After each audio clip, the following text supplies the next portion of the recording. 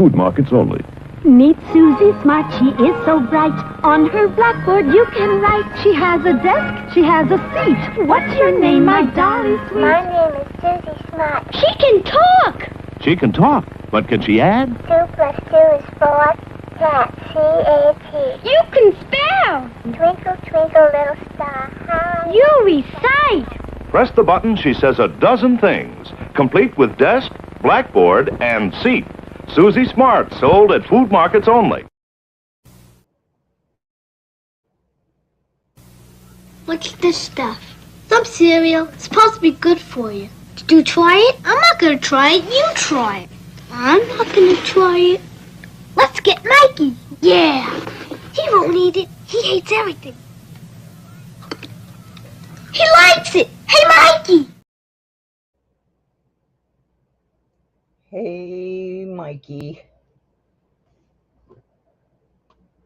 Welcome, everybody. It's Susie Q96, and this is Sweepin' the Dirt, the metal detecting, chitting, chatting, getting in trouble show. So let's see who all's already ready to get in trouble here. Mike Wolf. And Doug Harding. That's a good combination for spits and gigglies. I'm not super. Hey, Leanne.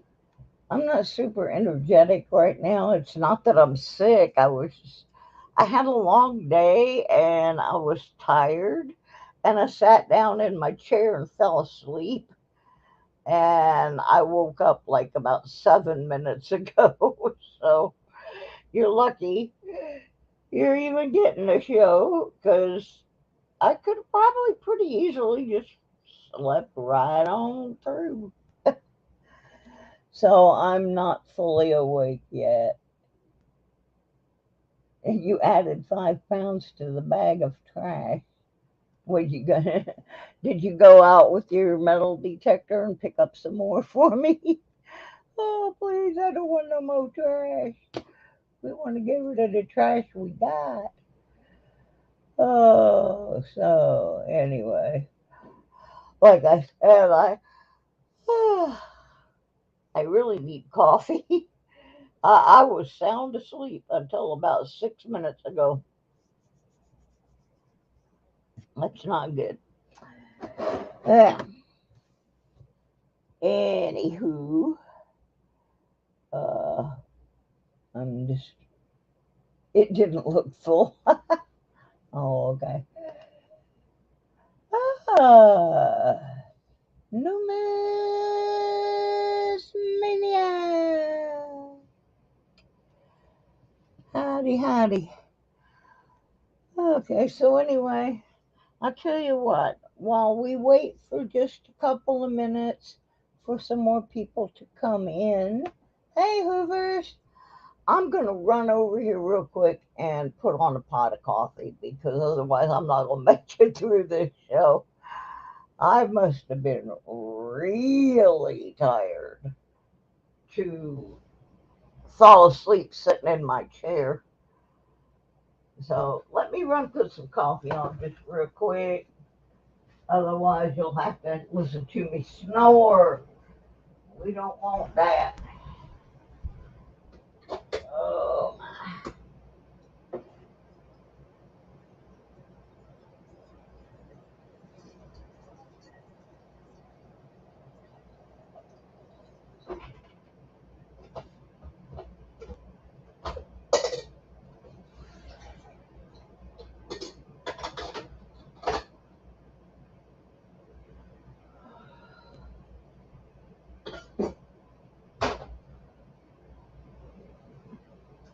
I'm still here. You can hear me yelling in the background.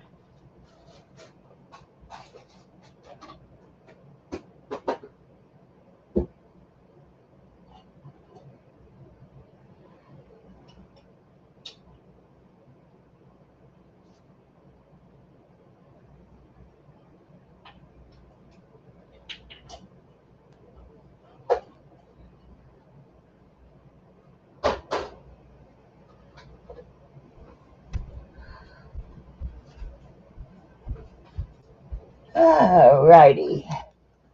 Got some coffee building now. I should be a little bit better. Oh, Mr. T, God is great, all the way from Japan. Long time no see there. Lucky James Eller in the house. Yeah, I got my metal detecting North Carolina 2023 challenge coin again this year. I got one last year. This one's a little bit bigger and fancier. And I'm going to take care of a bunch of little business before I start with the real show. Got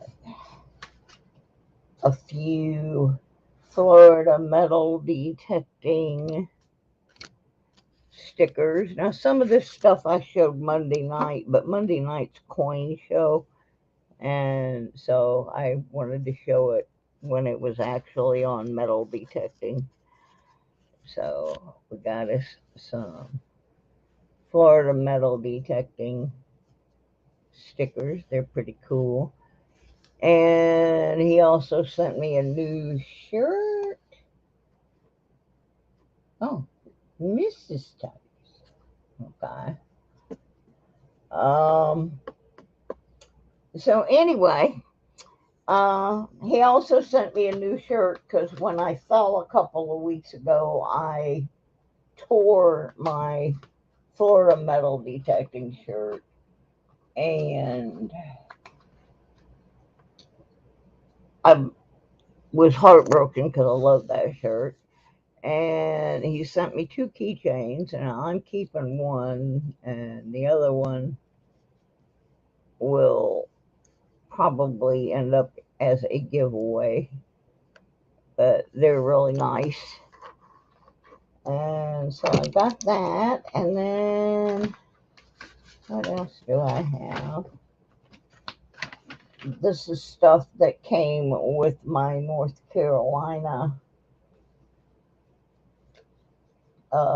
thing. I got a fancy one of the, I forgot what they call these shiny stickers because I'm old and I don't remember everything. But that one I'm keeping for my board. And then this one's just a regular. I'll probably give that one out. And then I got a coaster. And then I got a coaster from the VFW 5450 Post in Crestview, Florida. Being a Floridian, that's cool. And then I got a card that has First John verse chapter 1 verse 9 about forgiveness. And so those came in my metal detecting North Carolina goodies. I know I did all this stuff Monday, but like I said, Monday is really coin collecting, so a lot of you weren't even in there for that. And then I have a citation maybe somebody can help me with. And my situation is this. I was doing a sticker swap with metal detecting. Let me get it out here. Metal detecting Brooklyn. And I received the stickers and I made a package and sent them back, sent mine back. And these are really cool stickers. And they came back and said that I didn't have the right address. So if anyone sees metal detecting Brooklyn, I need a correct address to send these stickers back to. Yeah, the stickers from my channel for the swap. So, yeah, if somebody happens to spot Richard, I'm trying to send him stickers, and they came back. So, that's my other thing that I need to attend.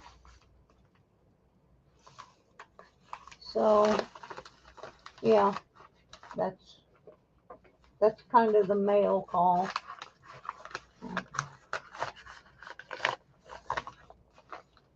So if anybody can help with that. Did I look at my email yet? Are you talking about the item for the auction that you sent me the pictures of? If you are talking about that, yes, I did. That's really cool. Really cool. Hey, Rhonda, how are you? So, anyway, this is going to be kind of a weird show because, like I said, I just woke up and I had made notes on what we were going to do.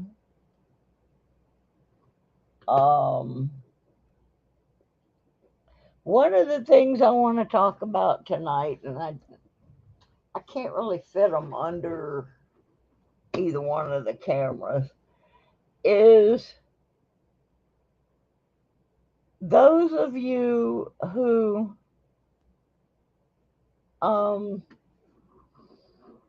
like to metal detect in tot lots. Do you just use your regular tools in there, or do you have some special things that you use?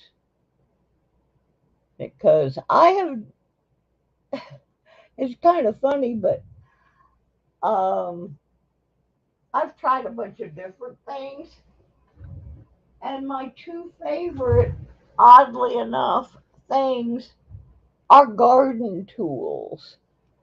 One of them is, instead of using my metal digging tool, yeah, my Nokta digging tool, I have a tendency to use this plastic trowel in the tot lots.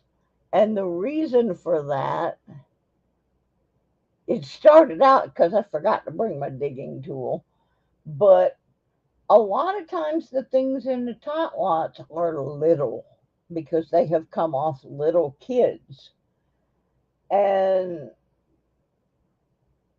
so I will scoop it up with the plastic garden scoop. And then I can just take my pinpointer, because there's no metal on that plastic digger. And I can take my pinpointer and just go over the dirt that's in there and knock out, a little bit. Okay, it's not in this part, throw that out. And I can find the tiniest little things that way that I don't necessarily find them. I spend a lot of time hunting for them when I'm using the metal digger. I just seem to save some time by using that plastic garden trowel. And the other thing I have that I like, because I don't have to dig so much, is one of those 3-prong, it's plastic, and it's like just a little 3-prong rake kind of thing. And I just use it to knock the mulch, top layer of the mulch off, and a lot of times I can find things without digging at all. And I think I paid like $5 for a set of these 3 plastic tools, and I use them quite a bit. And then I got the little shovel that goes on the end of my pinpointer, that screws on there, and I like that now that I've learned not to tighten the screws too tight and break break the screw. Uh, but I'm just curious as to how other people dig in the tot lots, because one of the problems in them is most of them have that fabric under the mulch that is designed to keep weeds from growing up through. So I that's another reason I don't like to use my metal one, is I don't want to rip their um, weed barrier. And sometimes you get false signals in there from they use these stakes that are kind of like tent stakes to hold that weed barrier in place. And I don't want to tear anything up. So those are some tools that I use. And I have one other one that's really funny.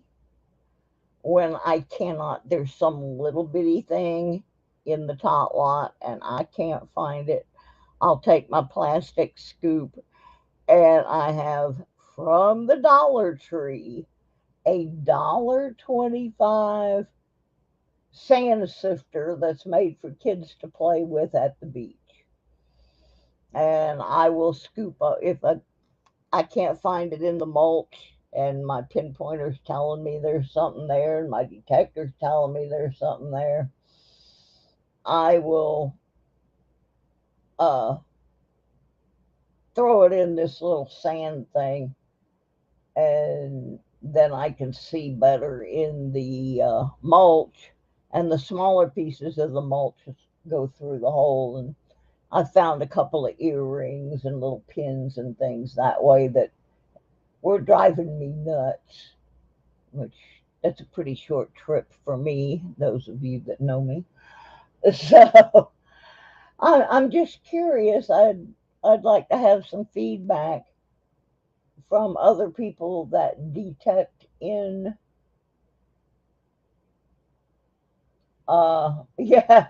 I tried to stay out of Dollar Tree because it sees me coming, and but I do come up with a lot of things for metal detecting that were not intended for metal detecting that I go in there.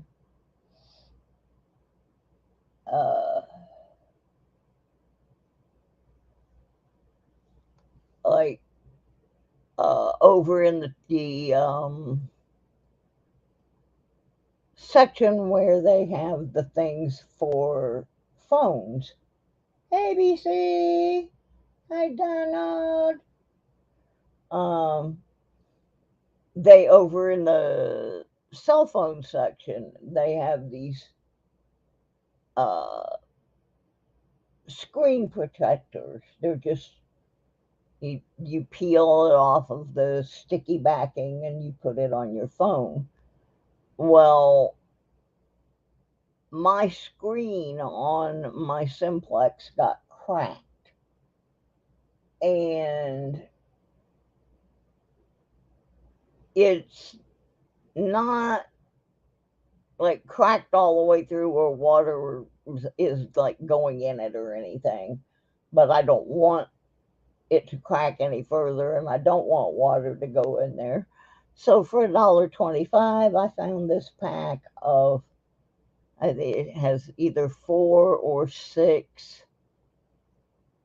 uh, cell phone screen protectors, and the backing on them has grid marks, so I can mark out exactly how big I need to cut it to fit on the screen of my simplex.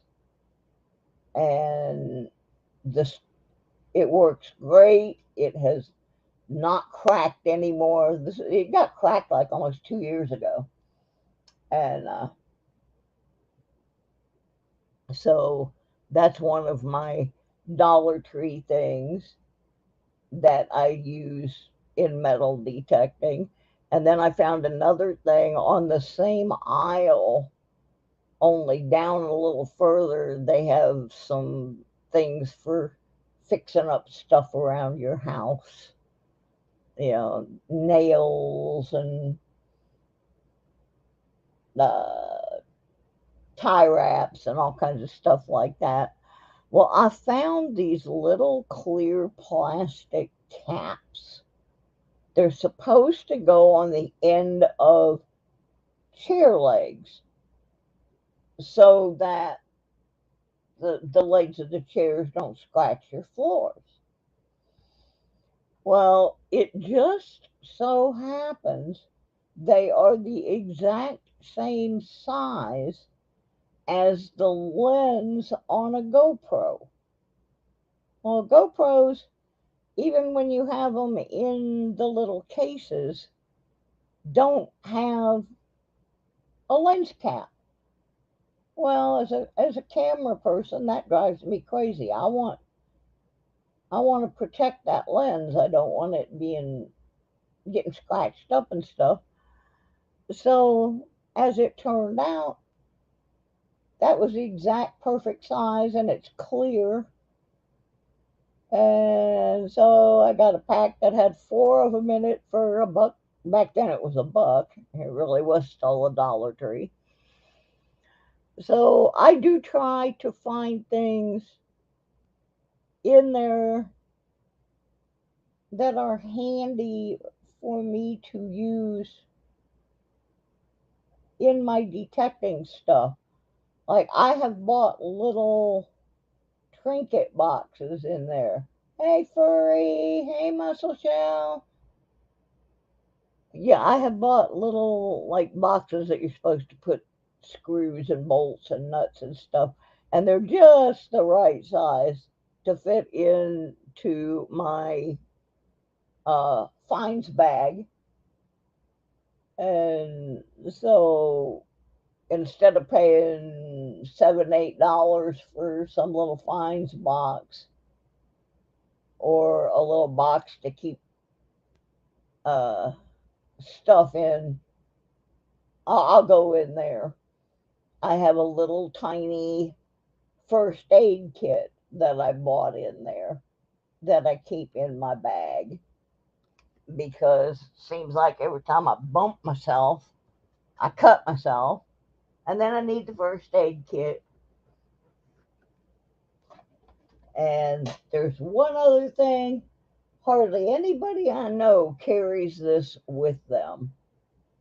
And I highly recommend you either carry it in your car or in your bag.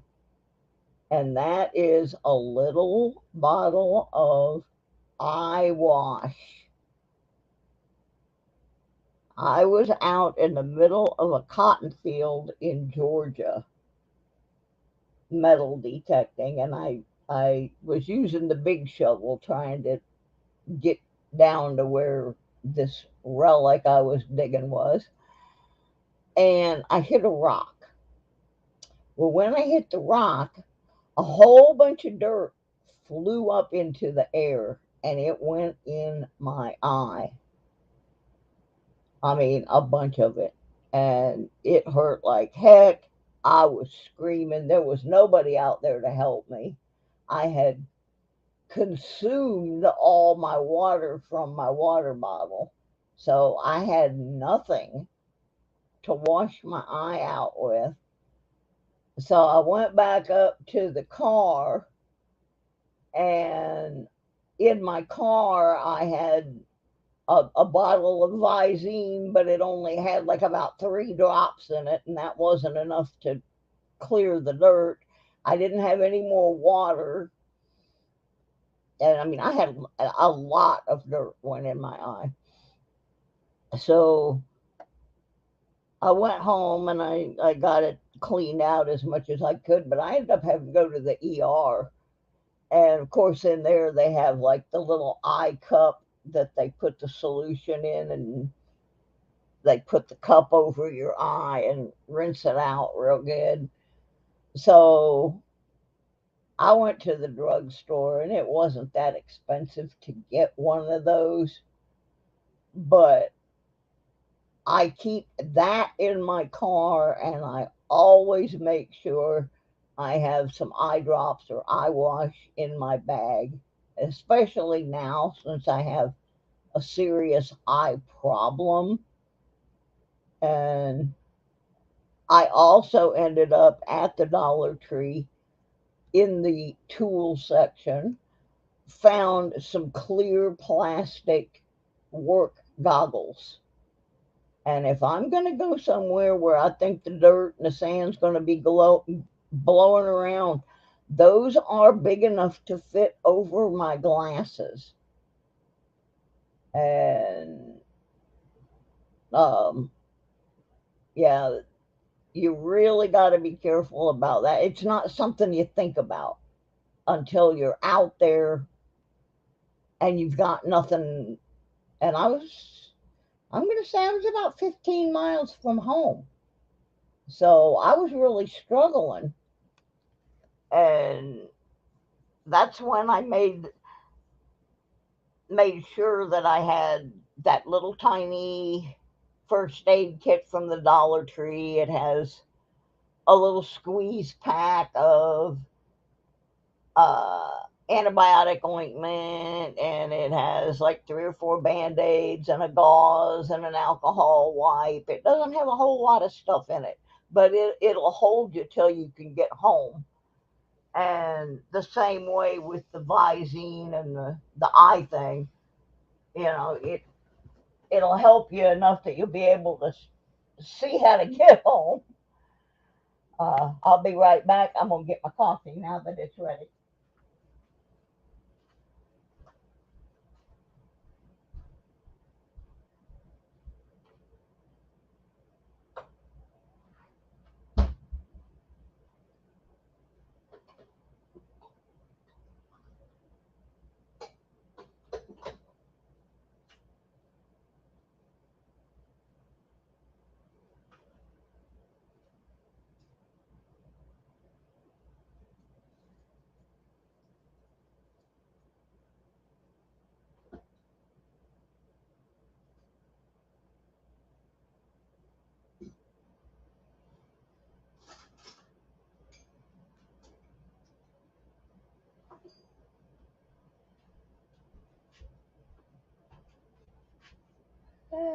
Okay.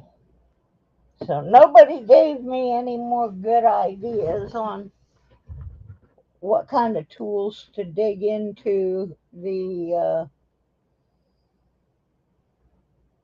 kiddie playground tot lots with.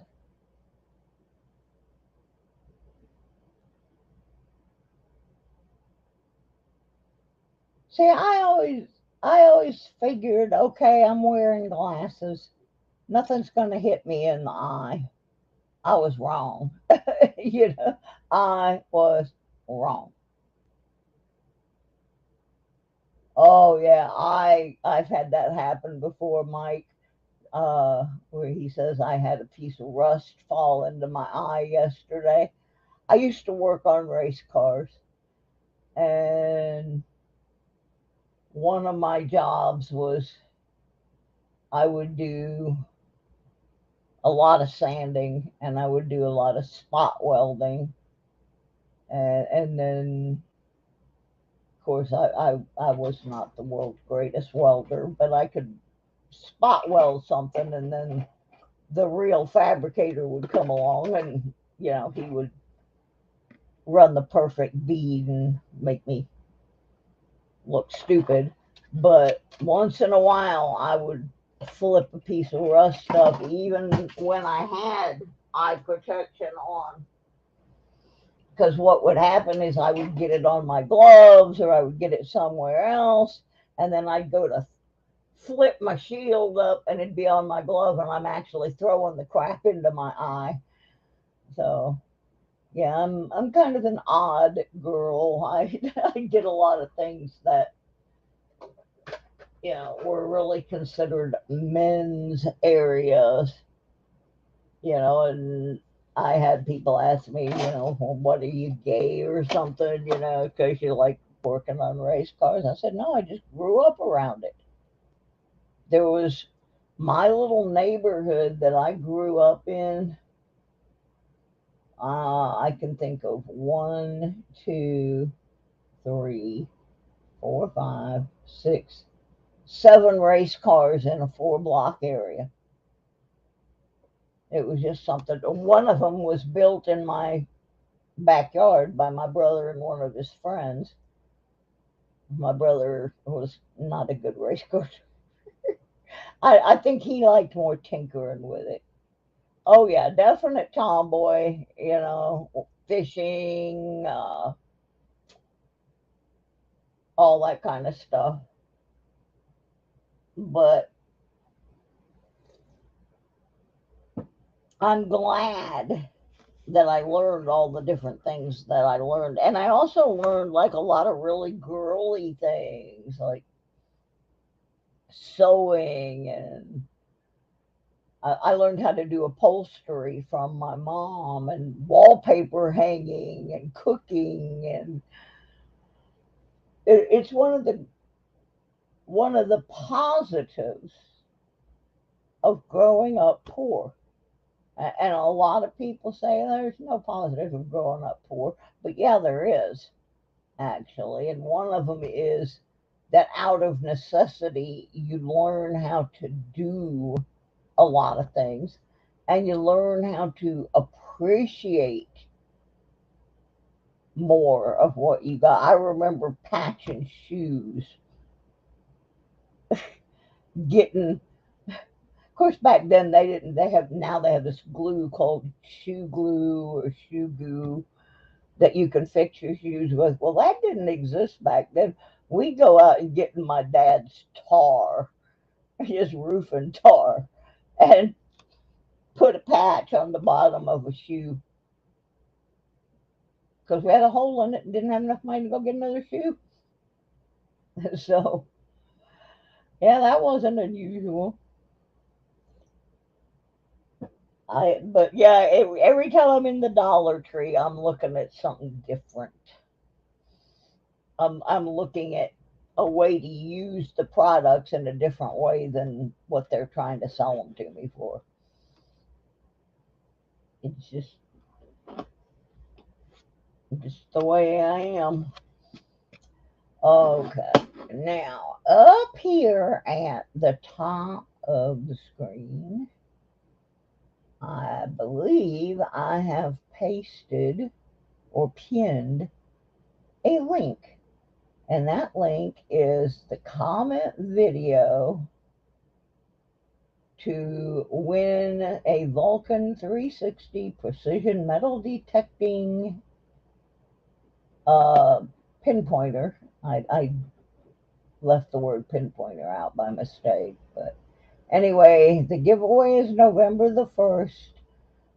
Follow that link and go over and watch that video and make your guess on how much debris, canned slaw, nails, garbage is in the container in the video. And it will also give you some hints of where you can find some help with those answers. There's Florida Metal Detecting. Good evening. Okay, now I got a couple things I got to do. And one of them is I am 2 drawings behind on the Patreon drawings. Now, those who are Patreon sponsors of my channel, you can become one for as little as $2.96, although I think they round it off to $3. I had picked the number 296, but I think they rounded it off. But every month I give away a drawing to Patreon sponsors. And if somebody has sent me some money through another form, since I am not monetized, I usually try to include them as well. Like right now, I've got one of those. I've got Kevin K, who sent me money through Buy Me a Coffee. So he will get added to the list. But every one of the Patreon sponsor drawings has some kind of silver in it. So you're pretty much guaranteed you're going to get back at least your $3 worth. Well, because I was sick, I missed 2 in a row on my drawings. So I actually owe 2. One of them I have lost. The last one I did, Mark Thomas won, and he donated it back. And I can't find it. It's here somewhere. But anyway, I am 2 drawings behind.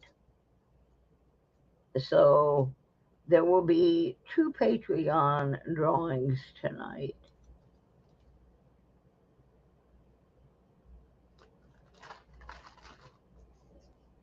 Yeah, I gotta make sure I can find a second. Okay, there's a silver and another prize.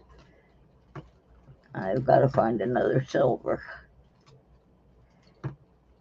Because I am truthfully trying to save some of the silvers for an event we've got coming up that if you were not in the stream the other night, you missed out on it. But I'm getting real close to actually getting to make my move to Michigan. I will find out the next update on the where am I on the list will happen on probably November 1st, because she sent out letters to people that she had not been able to reach on the phone, asking them, hey, do you still want your spot on the list? And so they have until this certain date to answer.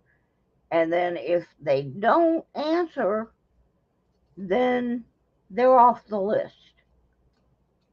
And of course, that will move me up. So this moving thing could happen very quickly. But some changes kind of got made in it, because the person who was originally going to drive me is no longer available to do that. So we have come up with a different thing. And how it's going to work is Sir Benji has a bunch of eBay items he needs to pick up in South Carolina. And since my car has blown up and is not going to be towed, what we're going to do is Sir Benji is going to drive his van that he just got down to South Carolina and pick up the eBay items that he needs to pick up, and then he's going to come back my way, and we're going to load everything up in the U-Haul and tow his car back to Michigan. That way he can drive the U-Haul.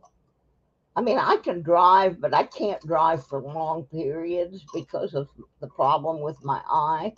So he has volunteered to do all this wonderful stuff. And so it's going to cost more to get the towing equipment that we need for a big van versus what it would have taken to tow my little Malibu Max. So I went back and recalculated the money and also found out that there is a possibility I'm going to have a 30-day lapse in my prescriptions. So Florida Metal Detecting and a couple of other people said, I'm not good at auctions. Anybody that's ever been to an auction that I have attempted to have, y'all know I'm just not good at it. I can't follow what's going on in the stream because my right eye is messed up. So they have offered to organize the auction, and we already have some donations. And so I'm trying to save some of these silver coins that I have to put in that. So it's making me mad that I can't find the one that Mark gave me to put back in. So I may just tonight have one of the Patreon drawings, and then over the course of the week I'll find the other one and I'll get caught up, because that's one of the things is the Patreon drawings always have silver in them. So what I intend to do tonight, since I can't find that extra one, is I will do one Patreon drawing tonight, and then I will do another of them on my next show, and then I will be caught up. So you've got, I'm going to say about 15 minutes if you are not a Patreon sponsor. I thought I put the Patreon link up here.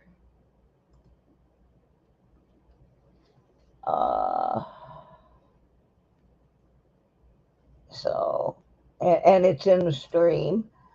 So if you want to try to get in on the drawing, tonight the Patreon drawing has 2 buffalo nickels in it.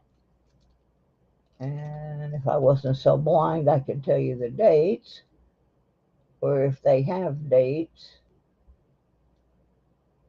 I'm sure they do. I just don't have any light on over here. Let me turn one of the cameras on. And anyway, I also have a East German 1982. This is also not silver, but it's really cool. It's a German Democratic Republic 1982 mark. It's actually composed of aluminum, but it's a really cool coin. I looked it up on eBay. And then I have a 1948 S Roosevelt dime.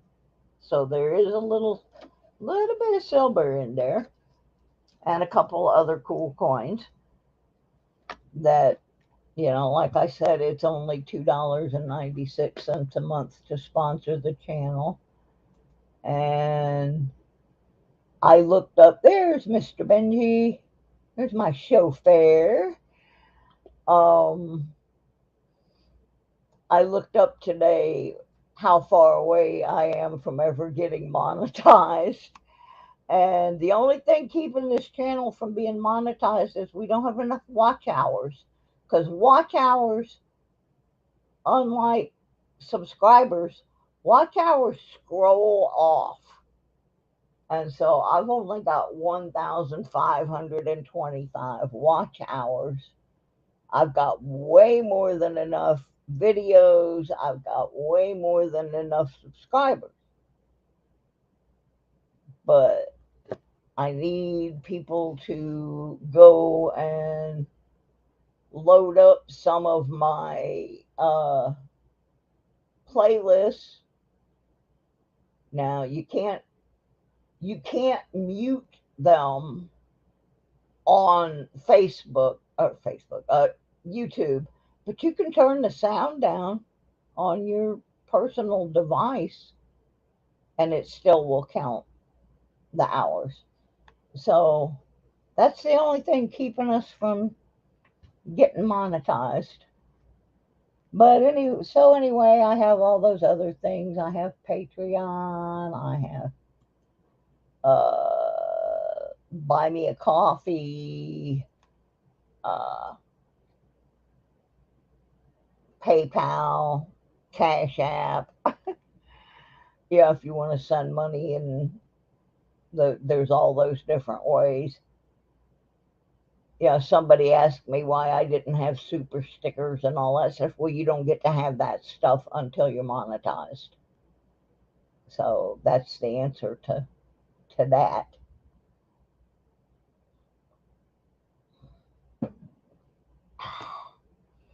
So anyway, if you have something you want to donate to this auction, or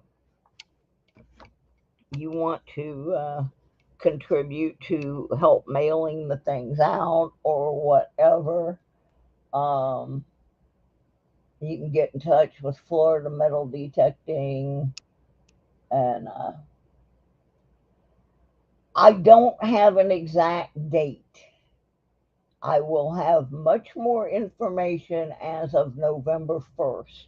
I talked to the lady there today, and she had sent out these cards to people that are on the waiting list, asking them if they were still interested in the unit, and they have to have the response has to be back in her office by October 31st. So right now I am like number 11 on the list, but I've been moving up real fast. And anybody in front of me that does not return that card to her, they're kicked to the back of the bus, which moves me up some more. So right now, I am operating on the assumption that it could happen as early as November 15th. But here's the thing. I have enough money to get there. It's some of the things that we have to pay for once I'm on the other end. So theoretically, the auction could happen after I already got there. Because I do have enough to get there and pay the basic stuff. It's those extra things that are gonna smack me, like having to pay for my prescriptions for a month. Some of them, fortunately, some of them are being picked up by the company that manufactures the medication and stuff like that. Because I have one prescription that's $7,400. One prescription, 4 doses. So I'm theoretically looking at mid-November. I'm pretty sure it's not going to be before November 1st. based on the fact that she has to wait for these people to respond. And then if they don't respond, and they're in front of me on the list, they're off the list. Which means if 4 of them don't respond, I'm going to go up 4 spots. If 9 of them don't respond, and what she was telling me was that there are several that haven't responded because they have either moved into nursing homes, or they have passed away, or they have moved in with relatives who are caring for them. There's a number of different reasons why they would no longer be interested in the unit. So that's where it stands right now. Um,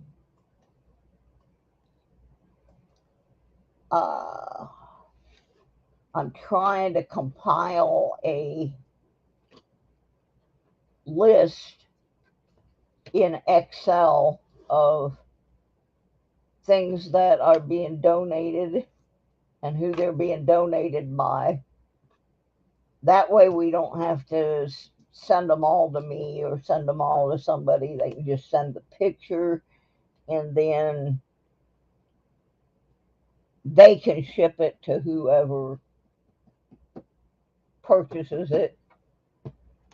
But that way I'll know, okay, Benji has this coin, and Doug Harding has this thing, and I have these things.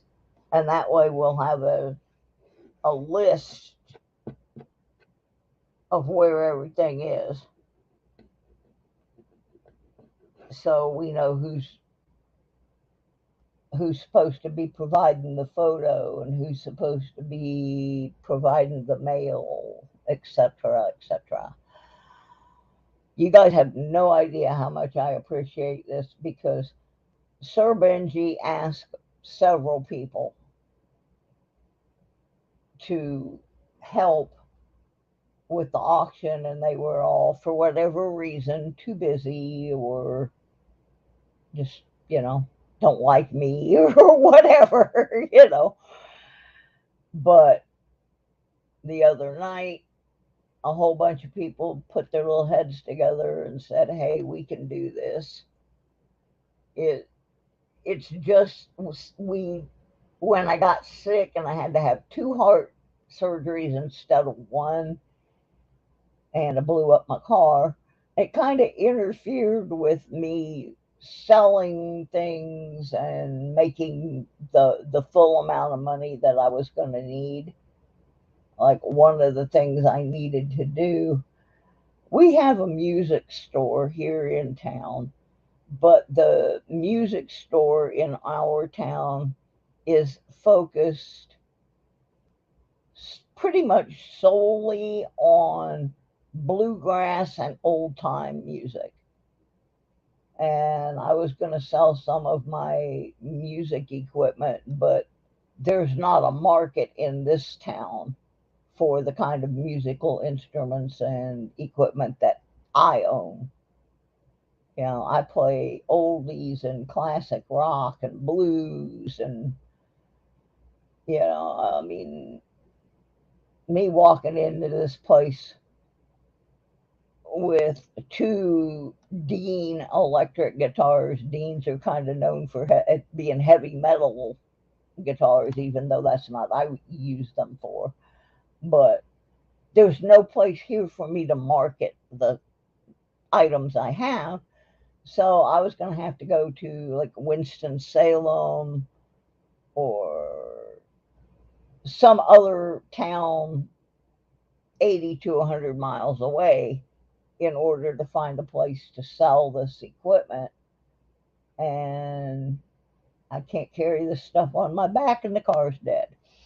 So that kind of slowed that down to a dull roar. And one of my musician friends uh, told me he would send me a check so that I could rent a vehicle and go take care of those kind of things. And apparently, I'm not saying he was lying because I know he wasn't, but the check hasn't gotten here yet.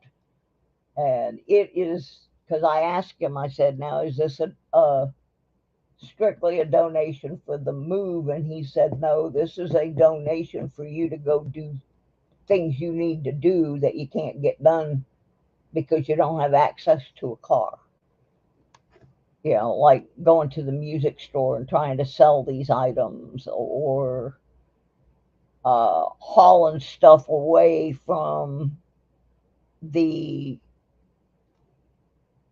storage unit, stuff like that. It has to happen, but that's not something I can go into the moving fund and take money out for. That's not the way the moving fund is set up. The moving fund is actually set up where two people, where I live, how much does it cost to rent a car? They rob us blind because we are out in the middle of nowhere in the mountains. Now, if I were in, let's say, Orlando, Florida, I could go down there and rent a subcompact for $30 a day. Here, the cheapest car you can rent, which is a subcompact, which would take you 9 zillion freaking trips in it, is $80 a day, because we only have one car rental place and they know they own us.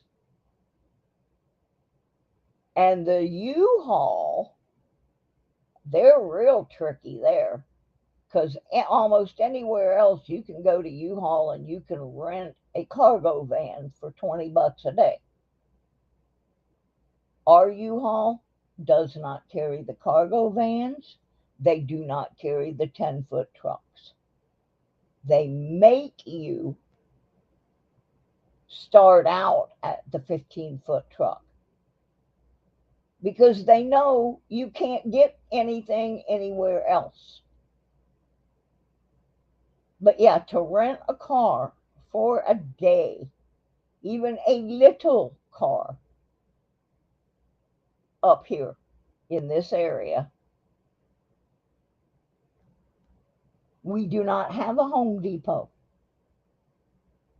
We don't have those things. This is a little town out in the middle of Appalachia. We do not have Home Depots. We don't have Uber. We don't have Lyft. We don't have anything out here. The closest most of those places are 40 to 50 miles away. Well, by the time you have paid the money to go down there, you've added on the mileage for that, you can't even afford to do it. But no, we don't have Home Depot, and our Lowe's does not have pickup trucks. They used to, but apparently somebody stole the one they had and they decided they weren't going to get another one. So, yeah, I have to explain these things to my brother sometimes because, he lives in a big metropolitan area where you have access to all these things. This is the biggest town in our county area, and we only have like 7,000 people. Well, even that would have been fine for what I wanted this for, Benji. I just wanted this to go to the music store 25 miles away. So, William, imagine this. Imagine you are in this town and they do not have any of the doctors you need.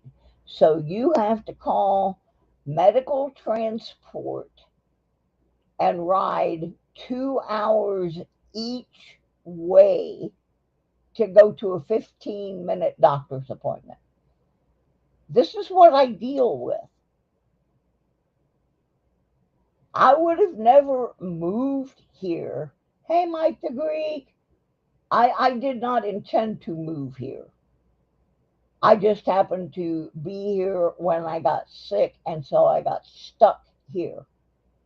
I would have never moved to a place that did not have any of the services that I needed.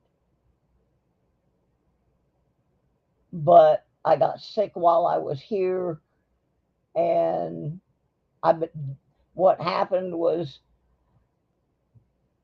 I could not move then because I was too sick. I was in intensive care for a couple of weeks, and I got moved all the way to the back of the housing list in Michigan. And I've been waiting almost 3 years, saving up the money because the price of the move over those 3 years has almost doubled.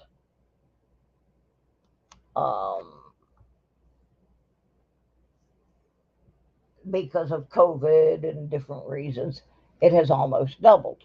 So I have waited almost 3 years for this move, trying to work my way back up the list and trying to get the money together and trying to get healthy enough to be able to make the trip. It has been, I have run into some of the most unbelievable things, and the transportation thing is major in this area. The state of Virginia, it's like two different states. The area along the coast of Virginia Beach and on up through where all the Navy stuff is, and on up to the Washington D.C. area. That part of the state gets funding for everything. Once you get south of Roanoke and west of Roanoke, there's no funding for anything. There's no there. The medical care is atrocious. Like I said, we don't have a Home Depot, so you can't even go there and rent a pickup truck, because I would have done that and gone and cleaned my storage out if that was available. So then I tried to rent a pickup truck from Enterprise, which is our only rent-a-car place, and they wanted $129 a day to rent a pickup truck. So that ain't happening. Yeah, and my luck, I would rent it and it would be on a day that it poured rain.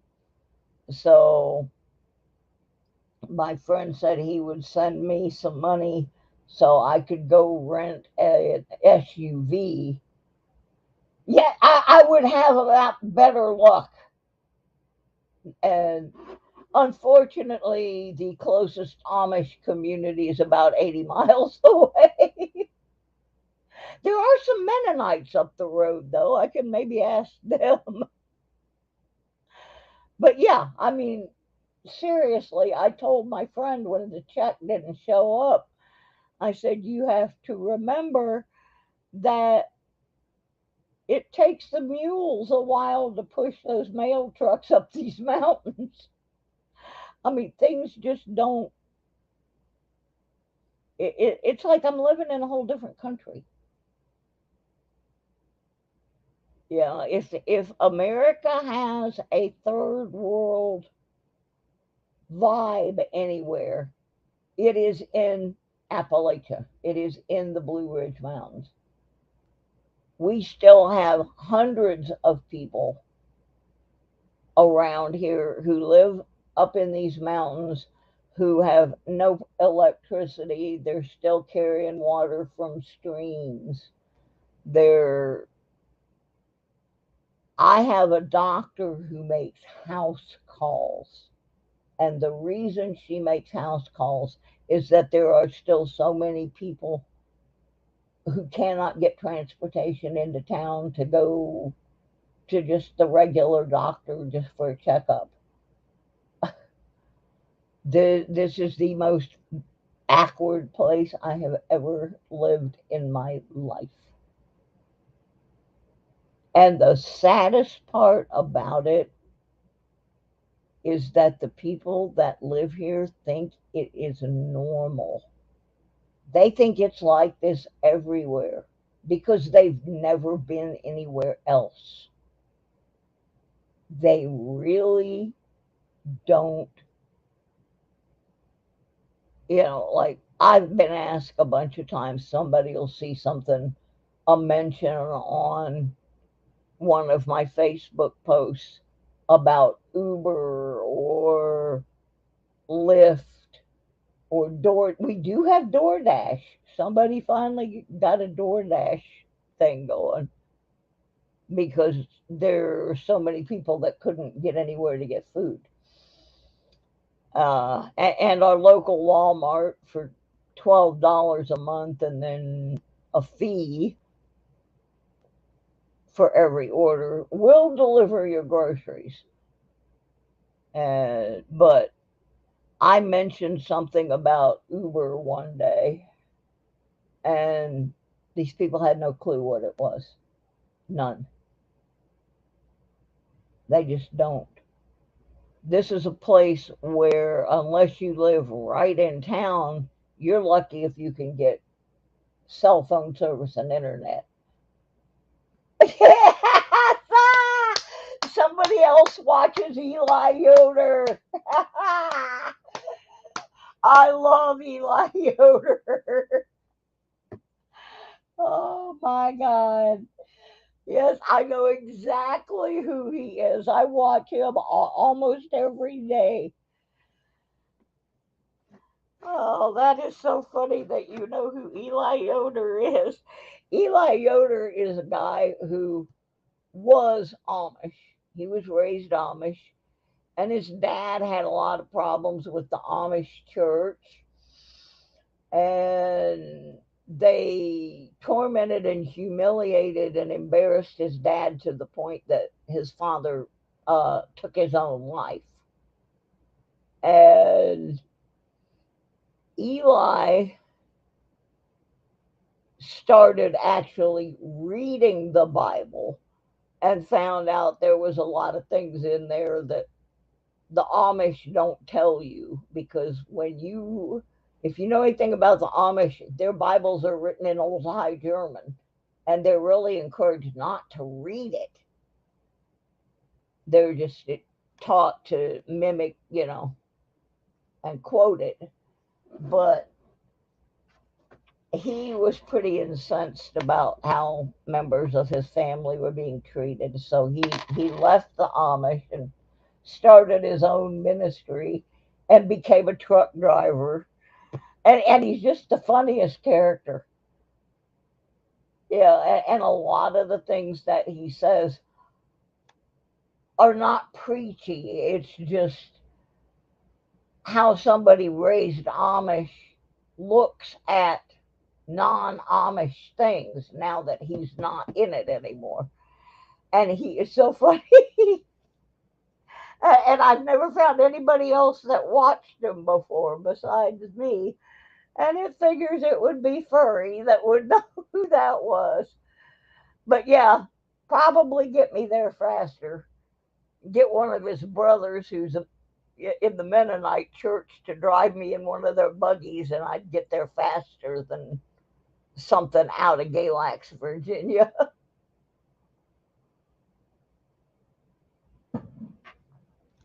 And I know this has absolutely nothing to do with metal detecting, but sometimes I don't have a lot that I can discuss because I haven't been able to get out.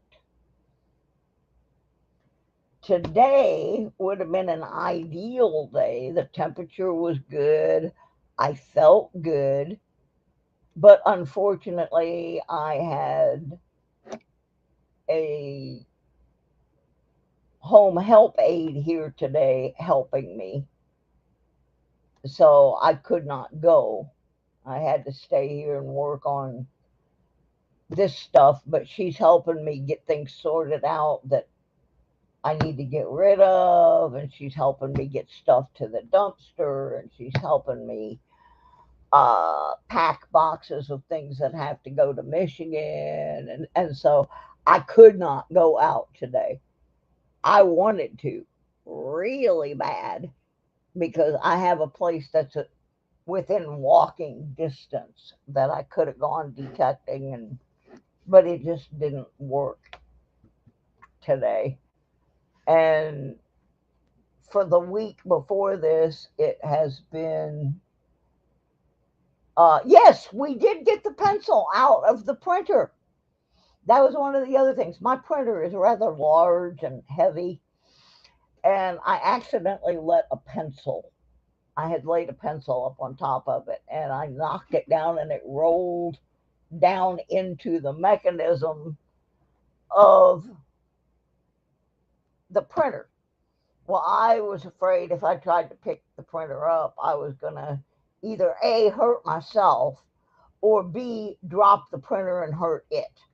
So I was waiting for her to come back because I have to send some stuff to Doug that I need to print because some of it was stuff he won and some of it was stuff he bought in one of my auctions. And in order to make sure that I get everything to him, I have to print out each email and put the item with it and then make an invoice and subtract what he has already paid. And I had it all, I got it all ready to print out, and I couldn't print it out because I had a pencil jammed in there. So hopefully tomorrow I will get all those printed out. And I even told her today, I said, now we have to clear this table for tomorrow because I have to line all these items up on here so I can get this package out for Doug. I said, but we can't do any of it until we get this pencil out of the printer. So we had to take everything off the table that was around the printer.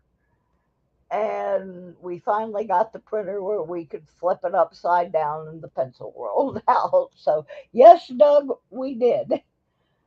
So, Doug, you have been the most patient person on the whole flippin' planet as far as waiting for your stuff. So, if you find a little extra something, something in there, that will be out of gratitude from me for you being as patient as you have been. Because I've only had one person that ever had to wait longer than you, and that was John Chum up in Canada. Because I just had a terrible time. Canada did not seem to like the way I was filling out the uh, customs deals. And so finally, I found other people who are from Canada or that I knew shipped a lot to Canada. And I was able to get his out to him. And so now the last big one that I have is Doug's, which has to go to the other side of the United States, but at least it's in the borders. so, so yeah, we will get a work on going on that this week because I want it. Number one, I want it gone because I'm afraid it'll get mixed in with other stuff. And number two, I've owed it to you forever. So, anyway, I got to go over here real quick and get on my Patreon page and get in there, make my list. I don't have very many Patreon sponsors, so it doesn't usually take me too long. I wish I had more, but I don't.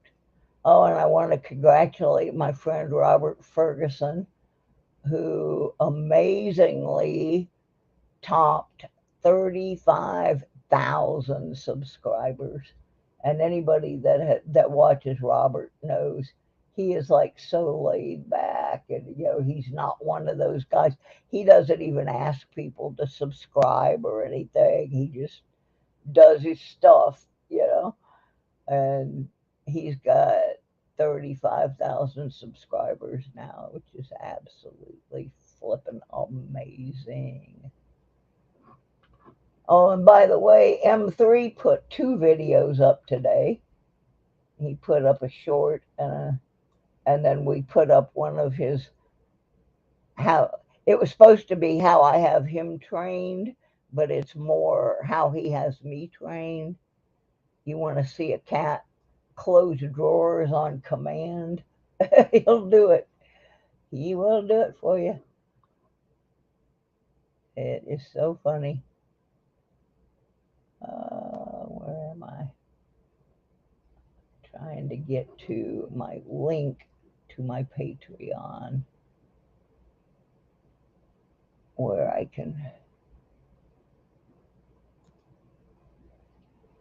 make sure I have everybody in there. Da, da, da, da, da, da, da.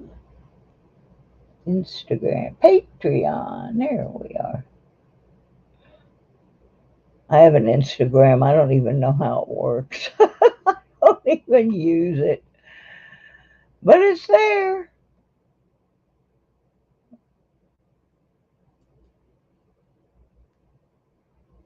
Okay. Page numbers. Now I need my notepad so I can write my peoples down.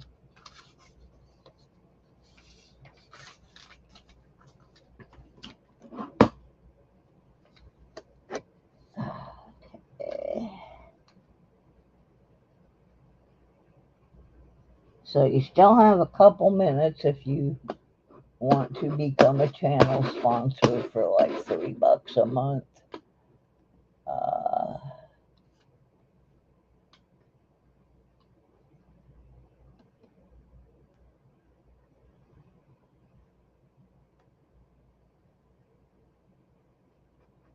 If I'm quiet, which I know is rare, it's because I'm making sure I get everybody written down,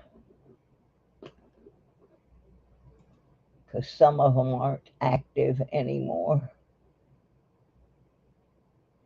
And for different reasons. One is because she just keeps forgetting that she had to change, somebody hacked into her bank and she had to change her bank account, and she keeps forgetting because she's been sick. And every month she'll go, "Oh man, I forgot."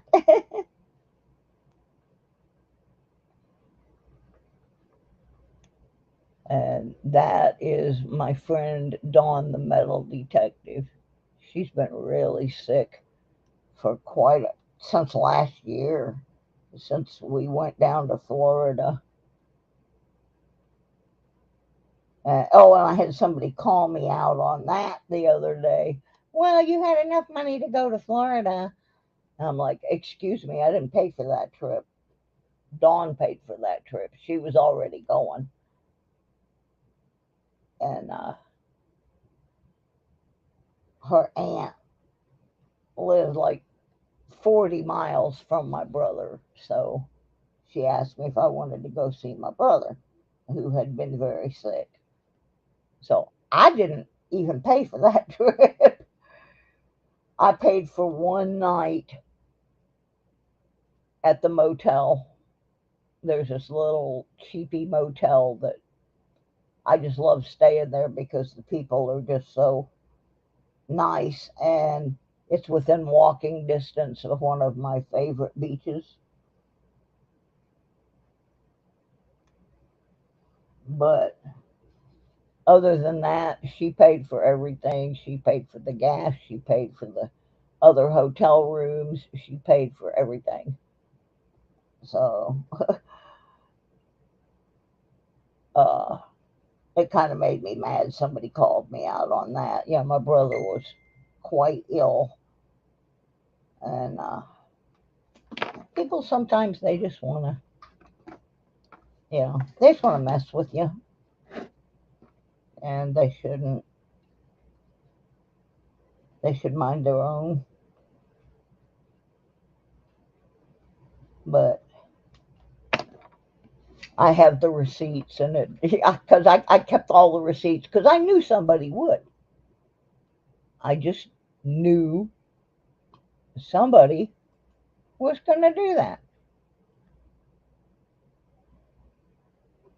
and sure enough, somebody did. And I was able to show them the receipt from the motel and the receipt for everything. All the receipts had her name on them, except for that one that I paid, which was, I think, $75 or something, you know. But I'm just like, God, people, get a life. Okay, so I only have 1, 2, 3, 4, 5, 6, 7, 8, 9, 10. And the reason I have 10 is because if you sent me a donation through a different format than Patreon, I count that too. Well, this is the drawing from 2 months ago that I missed, and Florida Metal had sent me something through another app, so that made 10 people. So the easiest way I can do to do this is I'm just going to put these names on a list and let a picker, let a picker pick them.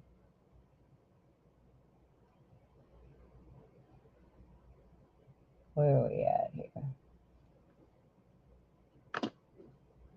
Oh, welcome, Full House. Where are we at? We in Canada. We down there at the Tim Hortons. That's one thing I love about being in Michigan. You're close enough to Canada that they have Tim Hortons there too. I love Tim Hortons. Okay, let me see if I can find a game I can throw these in. A duck race or something.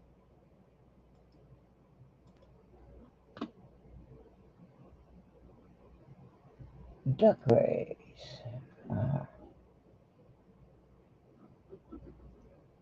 Now this race is only going to be for the Patreon sponsors. So don't cry if you don't see your name because you didn't want to spend $3 on my channel. Wah. Alright, I'm just messing with you folks. I love you and you know it. Alright, let me get these names in and then I'll put it up on the screen and read them off to you.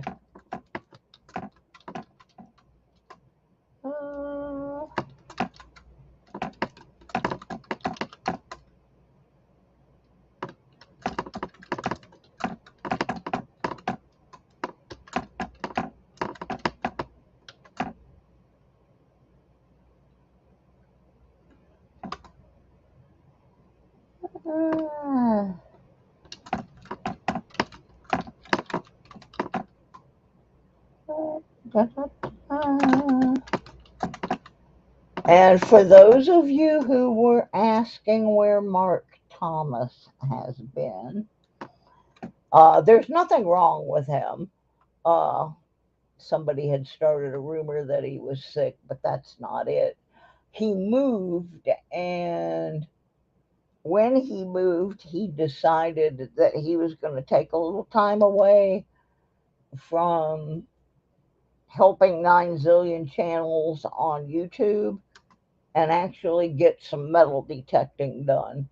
So he's just taking a little break, and I can't wait to see what he finds, because he's living near the beach, so he's going to try some beach detecting as well as dirt fishing.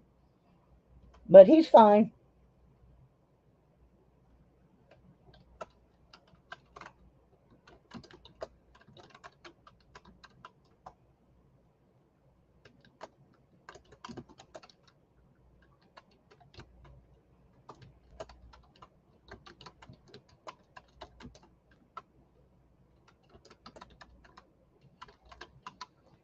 Let me get my list saved, and then I'll get it pulled up on the screen. Da, da, da, da, da. Oops, wrong button.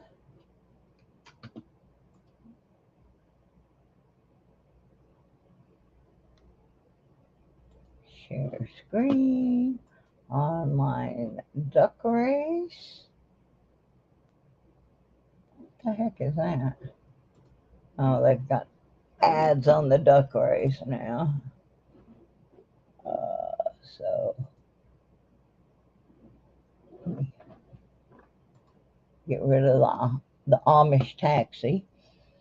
Okay, so the people we have on the Patreon list to win the Buffalo Nickels, the Silver Rosie, and the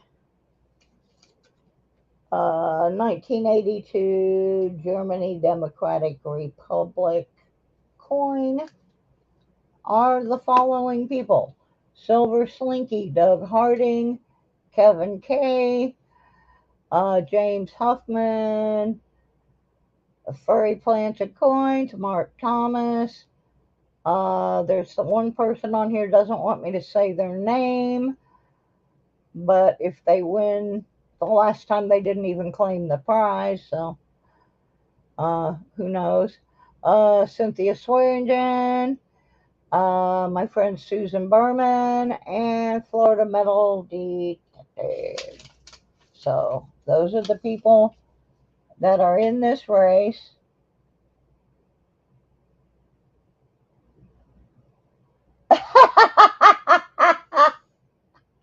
That's good, Doug. Thought Mark wasn't here because they were making a Mario Brothers movie and he was cast as Luigi. That's good. Oh, that is funny. That is funny.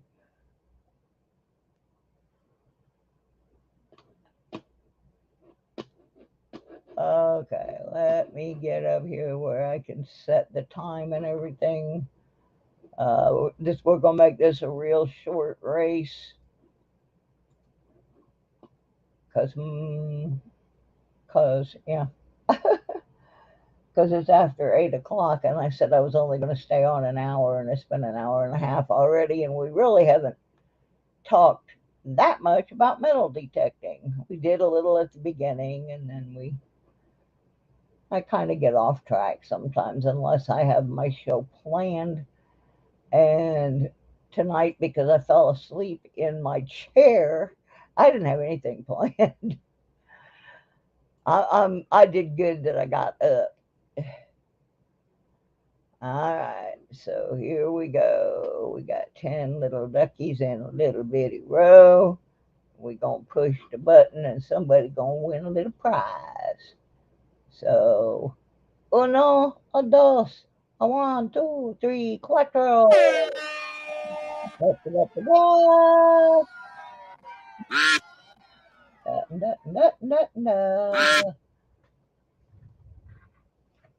on, little duckies. Swim, babies, swim.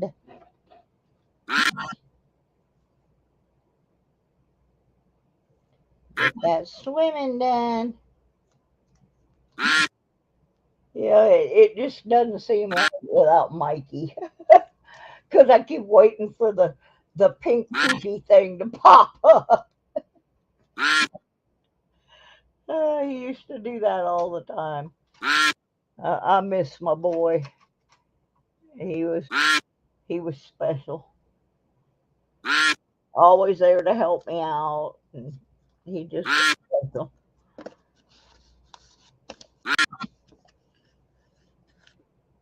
And I had somebody tell me the other day I should not keep bringing it up because it makes people sad. And I don't want it to make people sad. I want it to make people remember how funny he was.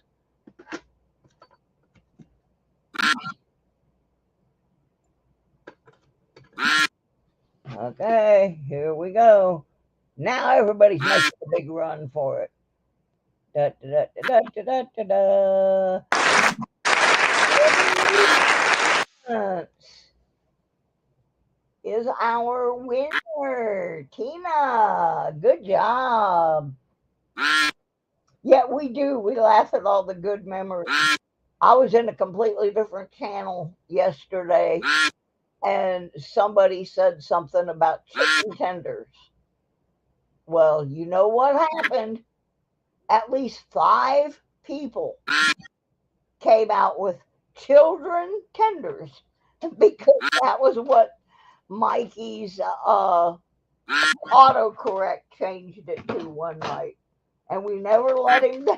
We never let him live it down.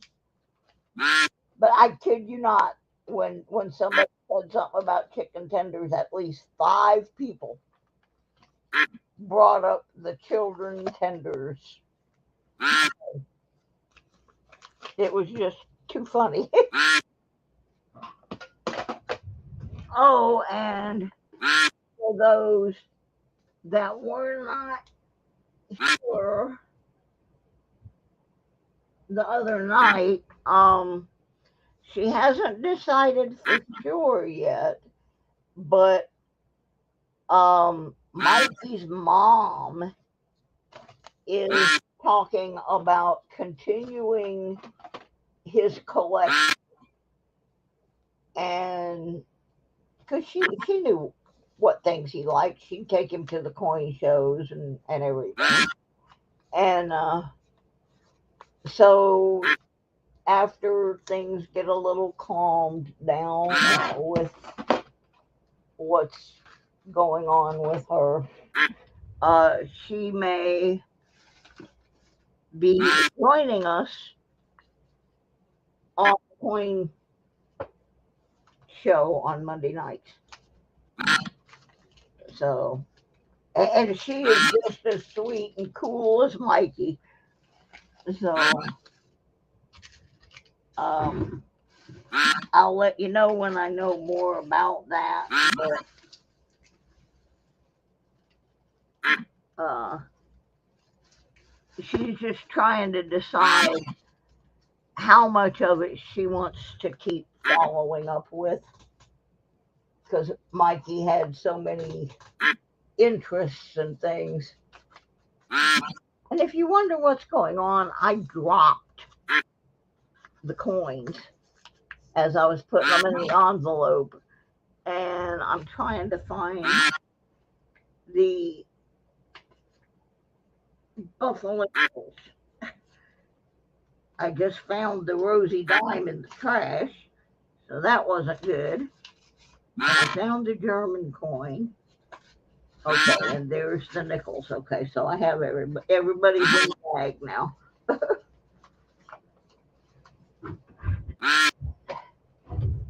Oh, hush, duck. Just for fun, let's see who finished last. I don't have a prize out for last place tonight. was Mark Thomas. So we had nothing to worry about. So anyway, next show I will do the other. I have a pretty good idea where that envelope is that Mark gave back to me. But because I fell asleep in my chair, I did not have it over here to do the second race. So we will just do it on the next one. And by then I will have also had a chance to go through my box. I have a box down here that are my coins. I have parted ways with a lot of my coins.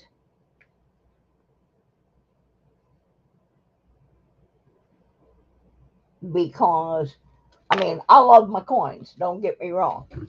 But I kind of like being able to see, and I kind of like staying alive. And so getting moved and getting my treatment is way more important. Furry says, put that prize in the auction. Thank you, Tina. That's very nice of you. I'm going to note on here. Put in auction for furry plantain coins. And I have a box down here that I've already started with coins from my stuff. And some other very weird things. I forgot who it was. Guy that's on Florida Thunder digging with Rob all the time. He lives in Missouri. And I won a bag of marbles. These are old marbles. These aren't like marbles you would get at the Dollar Tree. These are marbles that he found out different times when he was metal detecting, and they're really cool. But I have this bag of marbles in here. I'm going to have my friend Susan. She actually is kind of an expert on marbles. And I'm going to photograph these and send them to her and see if any of them. There's a couple that look really old, and they're just really cool. and I put them in there because they're just neat. And then I have like some quarters with errors and some old pennies and some uncirculated newer pennies. There's another buffalo. There's German 5 marks, and it is 90% silver. It is from 1953. These are just some of the things that are in the box. A 1999 United Kingdom 10 pence.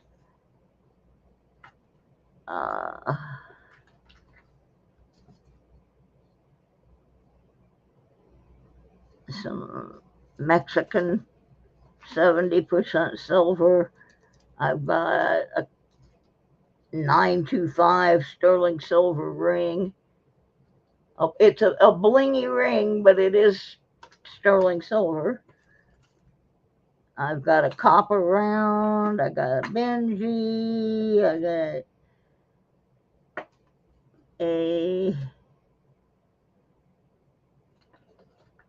just a bunch of stuff.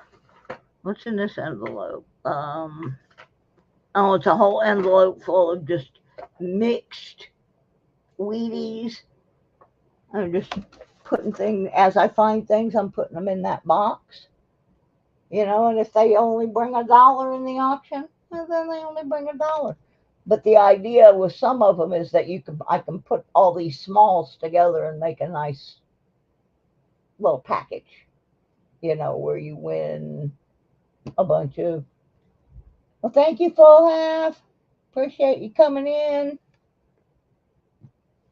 So, I can take a lot of these small things and put them together and make like a prize package that has stickers and keychain and some less expensive coins, but a good package of things. And hopefully someone will see something in there they want. So,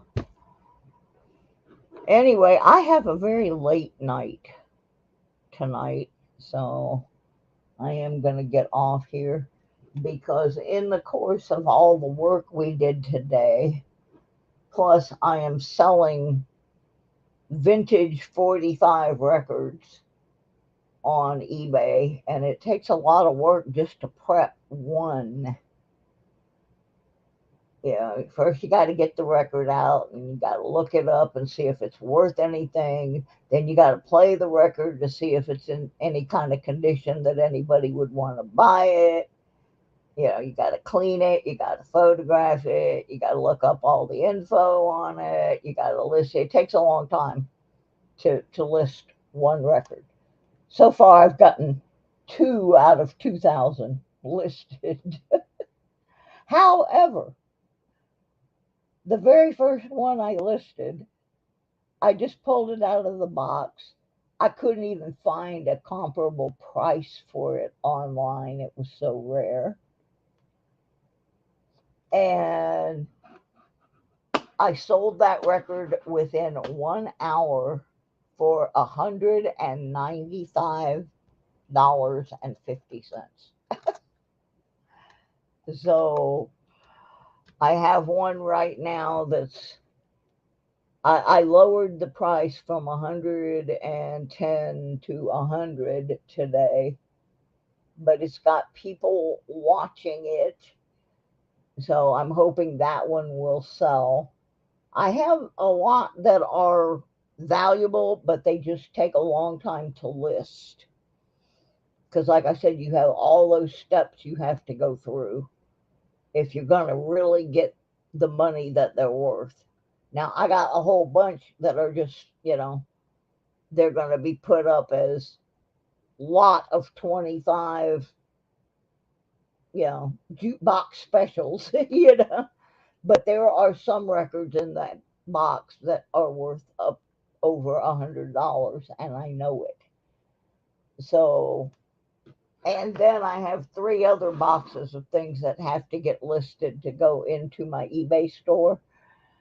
So I'm going to try and stay awake as long as I can and at least get a few more items up there. It's a mix of stuff. There's everything in there from shoes to jackets to sewing patterns, shot glasses, 45 records, CDs. I'm just putting all kinds of stuff in there. But I want to concentrate on getting some of these records and stuff like that up there that I know have money potential. But by the time we got done sorting things, I now have 3 great big boxes of items to list. I've got some fancy clothes. Some designer clothes and some funky hippie clothes. Like anybody remember elephant bells? The bell bottoms that were like huge, that started flaring out from the knee, and so by the time they got to the floor, they were as big as a lampshade. Well, I got a couple of pairs of elephant bells, and I've got some let me see, I got Doctor Who t-shirt, I got Marvel Comics, DC, got some rock and roll band shirts, all this stuff that I got to get listed because this move is coming so fast now. Yeah, I had, because I used to make clothes for my buddies that were in bands who, for whatever reason, couldn't find the cool hippie stuff. Like my one friend Donnie, he was 6'6" and skinny as a rail, so he couldn't find any cool pants because they were all too short. And then my friend Herbie, he was 5'4", and he couldn't find any cool stuff because they were all too long. So I started making, I could sew, so it was a way to make money. I would make clothes for people that played in bands. And I had this pair of my own personal elephant bells, bright orange. I mean, orange. And I would wear them with a Nehru jacket that was orange, purple, green, and black paisley. And I only have one picture of myself in that jacket, and it's a black and white picture, so you can't tell what the colors were. But my friend Monty told me the other night he saw that picture and he said, "That's what you looked like when I met you." Well, that picture was taken New Year's Eve, 1967. So the fact that he remembered that was what I looked like when he met me was pretty awesome. And then I found a picture of him surfing at the beach, and I said, I don't remember taking this. And this doesn't look like Clearwater Beach. And he said, no, that was out at Satellite Beach, behind that hotel that we used to play in the lounge. uh, there will be a lot more things going up in the eBay store in the next couple, 2, 3 days, because I got to get this stuff up there. I was supposed to do the Christmas craft show, and I'm not going to say who did it, but somebody went down there to the venue because they know someone that works there and got my space assigned to her friend by telling them that I was too sick this year to do the show. And even though I had sent in my application, I wasn't going to be there. So they gave my space away. So I'm going to be putting some Christmas stuff up there. One of the things I make is a lot of people are familiar with the elf on the shelf thing, where you take the elf and you move the elf from one place in your house to the other, and you have to find another shelf to put him on and all this. Well, I made the reverse. I made the thing where you don't move the elf, you move the little shelf. It's real good if you only got like a real small place and you don't have a lot of places to hide the elf. You just take the whole shelf and move it, and it's about as big as your computer keyboard, and it hangs from a little rope. So I think I have 4 or 5 of those left, and some little wall hangings and some handmade Christmas ornaments, and I'm just going to put them all up there since I can't get in the craft show. And I'm going to be adding the critters. I got some new critters, different animules. They make good holiday gifts and they're not expensive.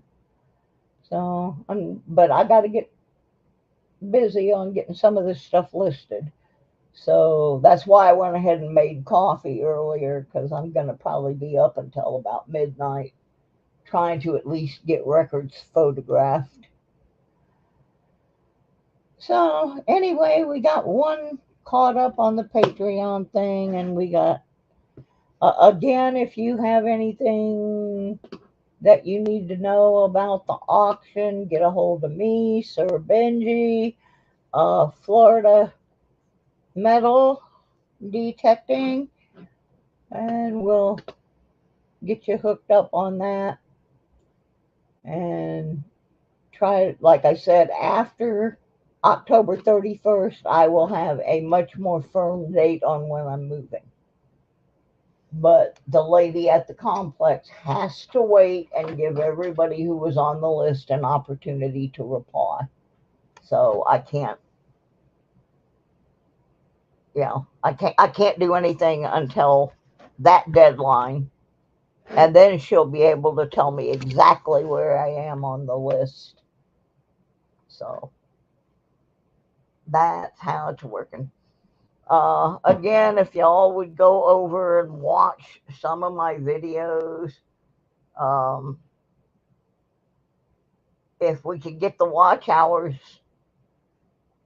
we could monetize this thing, and that would help a little on mailing out prizes and so forth. So, anyway, I'll try to do better next week on metal detecting. I'm finally getting well enough that I might actually be able to go out and swing the detector a little bit. Maybe I'll find something good. Yeah, and that's another thing. Worst case scenario, which I don't want to do this, but I can do it if I have to, is I have a couple of 10-karat gold rings that I found when I lived in Georgia that are not wearable. They're nothing. One of them was either a mother's ring or a grandmother's ring, but half the stones are out of it. And another one is like bent like it got hit by the lawnmower, on a school ground or whatever. And, I could sell them and get a little bit of money for the gold content if I have to. Yeah, good idea. Leave a comment on one of the videos you haven't watched already. Because even if you watch them, they don't always count them unless you make a comment. And I heard today, because I used to leave 3-word comments, and I don't remember whose show I was on. Maybe it was last night on Papa Roo's What's in the Dirt, where they were saying if your comment doesn't have at least 5 words in it, the algorithm for YouTube doesn't pick it up. So, one of the guys said he just uses the same comment on a lot of them, and the comment is, "Wow, what a really cool video." That way he is max 5 words. And yeah, see, that's the thing. When I'm watching, a lot of times I'm on TV, and I actually have learned how to link YouTube on my cell phone to YouTube on my TV, so I can use my cell phone as a keyboard and make comments. Because I don't know how there's supposed to be a way to hook a keyboard up to my TV, but I'll be darned if I know how. So anyway, that was just some stuff I heard last night. I don't know how true any of it is, but I'm gonna go and warm up my coffee and start on these records and see if I can't sell another $100 one. That would be awesome. Absolutely awesome. The way I look at it is I've been carrying these records around, some of them for 50 years. I don't really play them anymore. I'm just carrying them around in a box. And so I might as well sell them to someone who's going to get some enjoyment out of it and use that money so that I can get some enjoyment out of the rest of my life. So, thanks everybody for being here. I'm going to run now. I'll probably be on maybe tomorrow, maybe the next day, doing a deadbeat club. Alrighty. So, good night, everybody. Have a great evening. Stay safe. Bye.